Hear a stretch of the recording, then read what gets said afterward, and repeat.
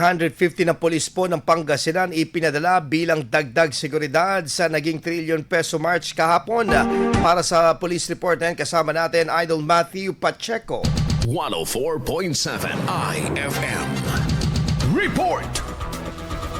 Ipinadala ng Pangasinan Police Provincial Office ang 350 na Civil Disturbance Management Contingents upang tumulong sa seguridad sa isinagawang trillion peso March 2.0 kahapon at 30 ng Nobyembre. Bago bumiyahe, isinagawa sa Camp Governor Antonio Ciso ng inspeksyon ng uniforme, kagamitan at personal gear ng mga personnel bilang huling paghahanda. Tiniyak naman ni Colonel Arbel Merculio na handa at kumpleto ang kagamitan ng lahat ng ide-deploy na pulis. Ayon sa Pangasinan PNP, mananatili silang nakatutok sa pagpapanatili ng kapayapaan at kaayusan at handang tumugon sa anumang sitwasyong may kinalaman sa seguridad ng publiko. This time, a diverse mix of militant groups, civil society movements, and advocacy organizers are expected to participate.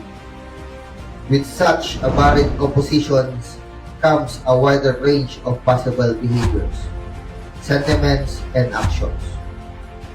That is why our professionalism, discipline, and adherence to the PNP's core values will be even more important than ever.